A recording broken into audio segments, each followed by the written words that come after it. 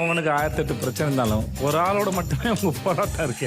Weekend எபிசோட second promo release ஆயிருக்கு. ஆக்சுவலாக அது ப்ரோமோ அப்படின்னு சொல்கிறத விட தர்பூசணி சார் டாக்டர் திவாகருக்காக கிரியேட் பண்ண ஒரு ப்ரமோஷனல் வீடியோ ஏவி மாதிரி தான் இருந்துச்சு.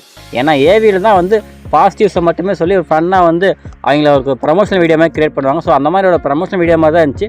அதுவும் இதை விஜய் சேதுபதி பேசி வினோத் பதில் சொல்கிற மாதிரி திவாகருக்காக கொஞ்சம் பூஸ்டப் பண்ணுற மாதிரி பேசின வீடியோ மாதிரி தான் இருந்துச்சு. ஃபுல்லாகவே ஃபன்னாகவே திவாகருக்கு பாசிட்டிவ் மாதிரி தான் இருந்துச்சு. ஆக்சுவலாக ஃபஸ்ட் ப்ரோமோ பார்த்தீங்கன்னா பயங்கரமாக இருந்துச்சு. ஏன்னா ஃபஸ்ட்டு ப்ரோமோலேயே எவிஷனை பற்றி பேசியிருந்தாங்க. ஸோ அடுத்த ப்ரோமோவில் இன்னும் நிறையா பிரச்சனை பற்றி பேசுவாங்க. நல்லா இன்ட்ரெஸ்டிங்காக போகுதுன்னு நினச்சோம். பட் இந்த ப்ரோமோ அந்தளவுக்கு இல்லை, கொஞ்சம் சப்பையாக தான் இருந்தது.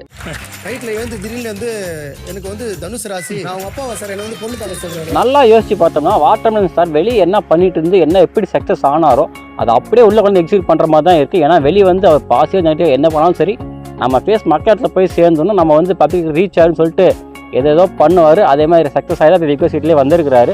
ஸோ வீட்டுக்குள்ளே வந்ததுக்கு அப்புறமே கூட அதே அப்படியே ஃபாலோ பண்ணுறாரு. நம்ம ஏதோ ஒன்று பண்ணணும், கரெக்டாக பண்ணுவோம், தப்பாக பண்ணுறோமோ நம்ம வந்து நம்ம நேம் வெளியே வந்துக்கிட்டே இருக்குன்னு சொல்லிட்டு கரெக்டாக பண்ணிட்டு இருக்க மாதிரி தான் தெரியுது. ஏன்னா நடுராத்தில் எழுப்பி எனக்கு பொண்ணு பாருன்னு சொல்கிறது எல்லாம் பார்க்கும்போது இவர் இன்னசென்ட்டாக பண்ணுற மாதிரி தெரியல. ஏன்னா இவர் ஒரு ப்ரொஃபஷனலான டாக்டர். ஸோ ஒரு டாக்டர் ஃபிசியோதெரபிஸ்ட் இந்த அளவுக்குலாம் வந்து இருக்க மாட்டாங்க. ஸோ அவர் ப்ராப்பராக பிளான் பண்ணி நம்ம என்ன பண்ணோம், என்ன நம்ம மக்கள்கிட்ட காமிச்சோம்னா நம்ம பேர் போய் சேருன்ட்டு இந்த பிக் பாஸ் ஷோவை ரொம்ப ப்ராப்பராக புரிஞ்ச ஒரே ஆள் இந்த சீசனில் இவர் தான் அப்படிங்கிற மாதிரி தோணுது. நடிப்பு இங்கே ஸ்விம்மிங் பூல் தவற வச்சு கிணறு அந்த நேரம் 6 பேர் இறந்துருப்போம் உள்ள வந்து.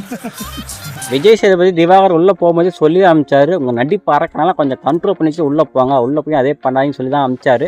பட் பிக் பாஸுமே கேட்டு தான் வாங்கினா கொஞ்சம் நடிப்பு பண்ணுங்கன்னு சொல்லிட்டு. அது இல்லாமல் டாஸ்க்குமே நடிப்பை சம்மந்தப்பட்டு நிறைய டாஸ்க் வந்திருக்குது.